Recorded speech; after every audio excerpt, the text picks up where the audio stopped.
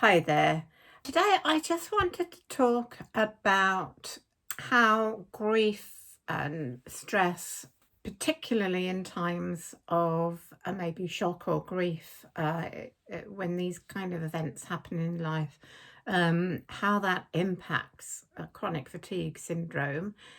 Even if you are almost recovered or fully recovered, people with CFS do have high sensitivity.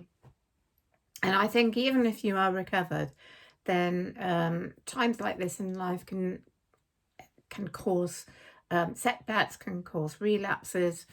So I just want to talk a bit about this and the importance of looking after yourself at these times. And the reason I'm doing this particular video today is because my mother passed away at the end of November.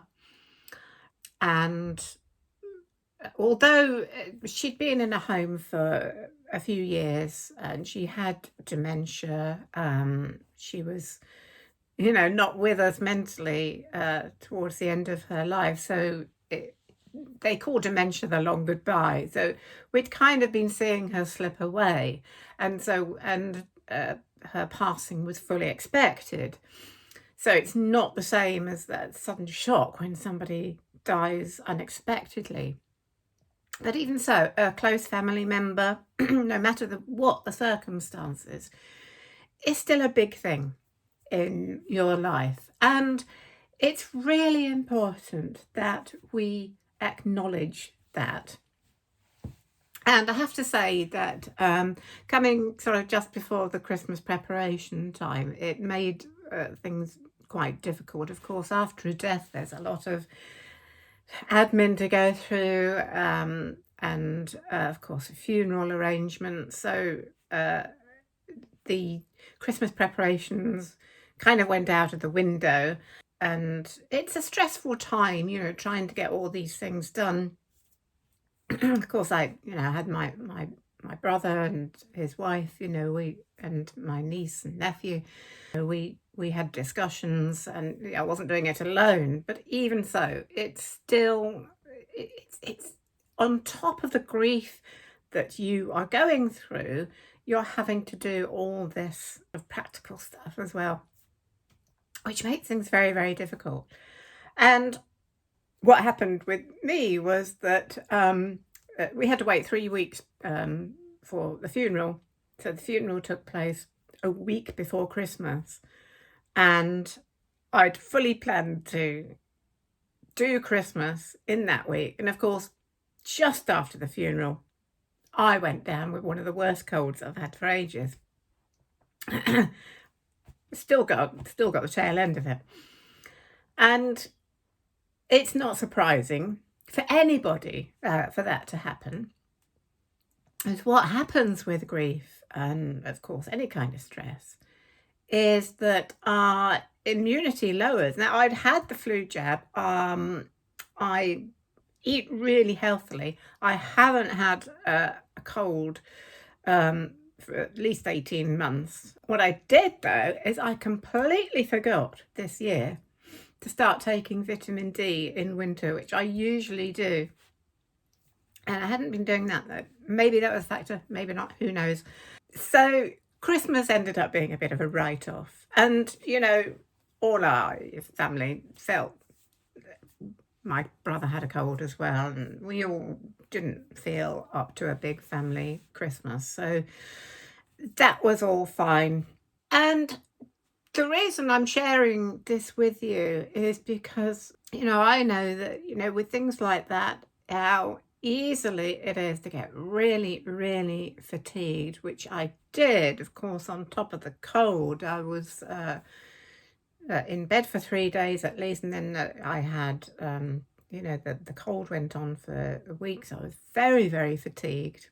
It's that feeling when you think, oh, when is this going to go away? And I just wanted to share this because I wanted to point out just how important it is to look after yourself at times in life when things, these things happen and things people die and things go wrong, and we have to deal with it even when we may not be feeling up to it. How do we do that? Well, we need to, first of all, make sure that we are not putting ourselves under any undue pressure. This all happened before Christmas. Could so easily have tried very hard to send out all my Christmas cards and bought all the presents and did all the usual Christmas stuff. But I thought, no, let the Christmas cards go. People will understand. Let most of the presents go. We just had a family day a few days after Christmas where we exchanged a few gifts, but we all allowed each other not to get into the pressure of doing that. And of course, if you feel ill or fatigued in times of sorrow, you need to listen to what your body needs, take time off, do what you need to do, because we all deal with grief in different ways. And some people like to just get on with work, and some people like to take time off. I think if you've got chronic fatigue syndrome, it's important that you do rest as much as you can, because it's going to have an impact. You're going to have to, when things happen, you're going to have to say to yourself, right, I'm a person with chronic fatigue. I need to take extra care of myself and rest up, make sure people around me know that I need extra time with this, and maybe, at work. And also, of course, try to eat and drink as healthily as possible to support your body's immune system and everything else. Don't try and drown your sorrows with alcohol, because it really just makes things worse. Eat healthy fruit and veg as much as possible. And look after number one. And if there is a bereavement, there may be other people around you who, maybe, if you've got children who are suffering or any other close family member who are finding it difficult, you may find yourself in a position to be caring for them too. So, but even if that's so, then it's even more important that you look after yourself first, because if you don't and you get ill, then you can't look after the other people. Another really important thing is that you go through the grief process. You feel whatever you feel. Don't try to hide it. Don't try to, be strong and, and stiff upper lip and all that nonsense. It's very important, because repressing emotions is actually will eventually create more fatigue. So whatever you feel, you feel. There's no rules. If you don't feel like crying, that's fine. I know that after my mother's passing, I had a couple of weeks where I felt very, very low, both emotionally and physically, and everything. And it's I just allowed that, just allowed myself to feel that and be that, and let it come and let it go and let it pass. Because if you try to be too strong, if you try to say, oh, it's it's fine, I'm fine, you're actually using up energy to repress emotions that need to come out, and using up that energy will make you more fatigued. And if you are feeling really, really down and unable to cope, then don't be afraid to ask other people for help if you need practical help or emotional help or whatever. Don't be afraid. I think we often find it really, really difficult to ask for help, but it's not a sign of weakness. It's actually a sign of strength.